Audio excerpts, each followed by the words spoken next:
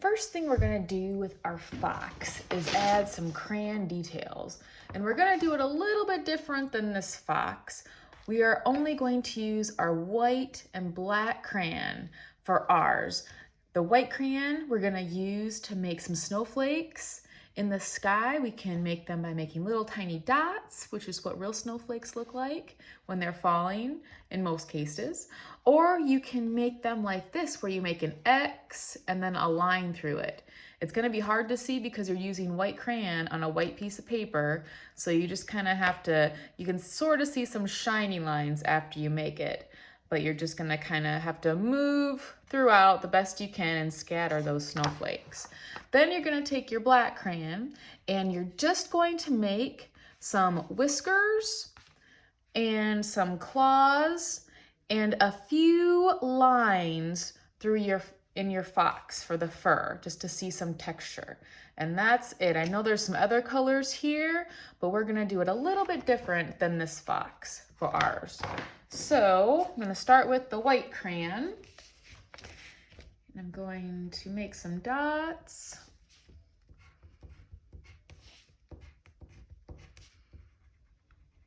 And that's gonna be all through the space around your fox. The bottom snow is gonna be something else.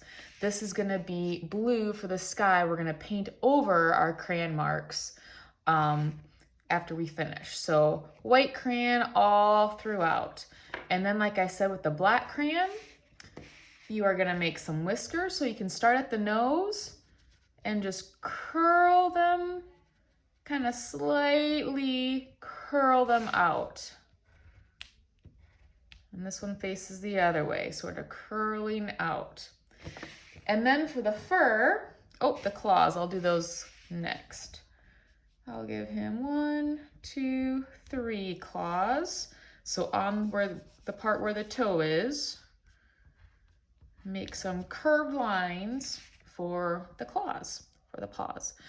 All right, so we're gonna leave this part white. This is the mane, and we're just gonna leave that nice and white just so it kind of stands out against the fur, the other texture from the fur, and sort of you can see the white down here with the snow, so it kind of looks nice. It kind of balances with the white down here.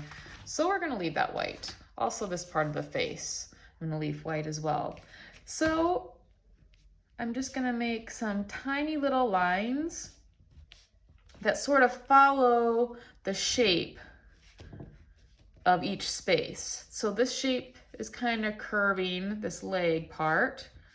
So I'm gonna make some lines going that way. I'm gonna make these lines go straight up and down. Same for the legs. I don't have any lines here, and you can choose to leave them blank too if you would like, or you can make a few little lines for the fur on his legs. I'm gonna leave this part of the tail white, but I'm gonna put some lines going that direction. And then for the head, just kind of like when you pet a cat or a dog, the fur kind of goes straight back and out too. So I'm gonna make some lines that kind of go straight back and some that kind of curve to the sides. And you can make more if you would like, but I'm gonna save some room here because I'm gonna add some marker marks. Instead of more crayon lines like this one, I'm gonna add some marker lines because we're gonna use the color from the marker to paint over it, just like we kind of did with our flowers. We're gonna do that with the markers too. So I'm gonna make more texture lines, and this time I'm using the side of my marker, so it's a nice thick line. So I'm holding it just like I normally do, but I'm turning it a little bit more on its side. And some good colors for your fox. I'm gonna make these lines go this way. Would be orange or red or brown. You can use all 3 of those colors. You can use mostly one color and a little bit of the other 2. Maybe you just want to use one color, or maybe just 2. It's up to you. but we don't want to make a purple fox or a blue fox. We want these to look pretty realistic.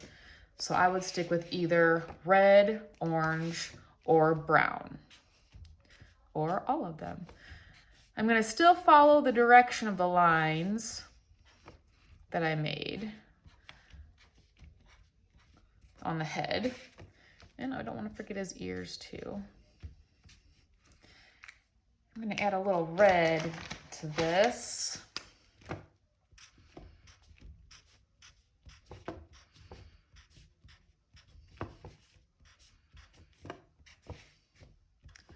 Starting to run out of space. I'd like to add a little bit of brown too. I want to see what it looks like when you add all three colors together. Because sometimes when you mix a lot of colors, which 3 is not too many, but it's more than 2, it turns kind of brown. But in this case, for the fox, which sometimes has, you know, a brown colored fur, that's okay. So let's add a little bit of brown, see what happens.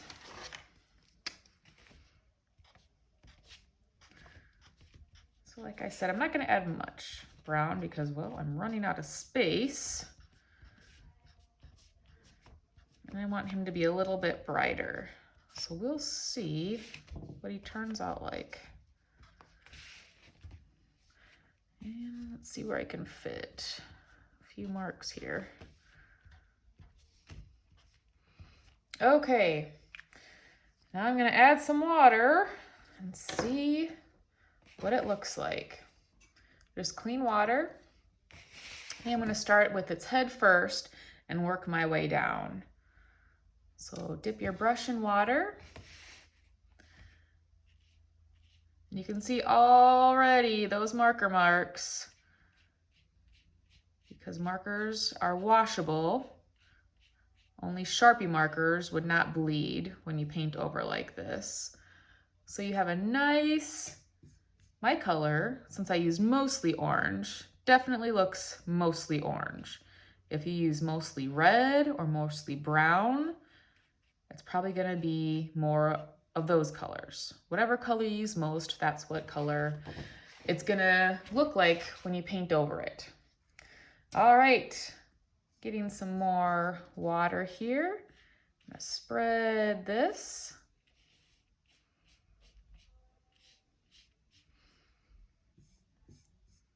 More water. We don't want this dripping wet, but we need enough water that the color is going to smear.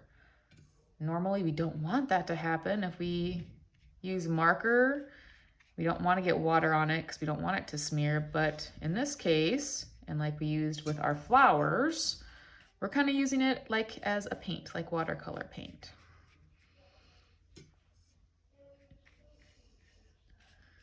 Almost done. And see, when I'm painting it, I'm also going in the direction of the fur. I didn't take my brush and go this way up here. I kind of went in the direction of the fur. It just kind of blends it a little more nicely, I think. Last little spot here for the tail. Don't forget any spots. I noticed that some years students leave out an ear or a tail or a foot, so make sure you get all the spots. All right, so when you're done with that, you're gonna go ahead and paint the sky, and we're actually gonna use blue for the sky. So I'm gonna finish making my crayon lines here, and then I'll show you how to paint the sky. Okay, I finished my crayon lines. I think I scattered them throughout, but you don't really know until you start painting them and then watch them reappear, which is always fun. So I'm bringing my water over here. It's just a little bit orange from the marker. It's not gonna be as dirty as when you use actual paint, when you're just using water over your marker marks. So I'm gonna go right into the blue. Remember, you don't jab your brush in and twist the bristles. You paint into it to get the paint on your brush. Oh, there you go. Already I'm seeing them. those snowflakes reappear. This is called a crayon resist, if you remember, because the crayon lines are resisting the paint. And it's sliding right off. Let me move my picture down here so I'm not getting on my table. It's sliding right over wherever you drew with your crayon and just sticking to the paper because the wax in the crayon lines doesn't get along with the water and the watercolor paint, and it slides right off. And just keep in mind, you know, you didn't use paint for the orange or red or brown on the body, but it's still wet. And if it's like a big wet puddle and you paint blue next to it, even though you have this nice thick black line, it's going to smear and it's going to bleed into the other color. We don't want our blue from the sky bleeding onto our fox. We don't want orange going onto the sky either. So just make sure you just go right up to that line. Don't go any further. And if it looks really wet in an area on your fox, maybe paint that last so it has a chance to dry a little bit. Or if it's a puddle, you might need to get a paper towel and soak that up a little bit. The big brushes make painting areas like the fox and the sky go much faster. And remember, with watercolor paints, if you want a color to be lighter, you add more water. If you want it to be darker, you just have to kind of keep painting into that color. You can see how dark it is right there.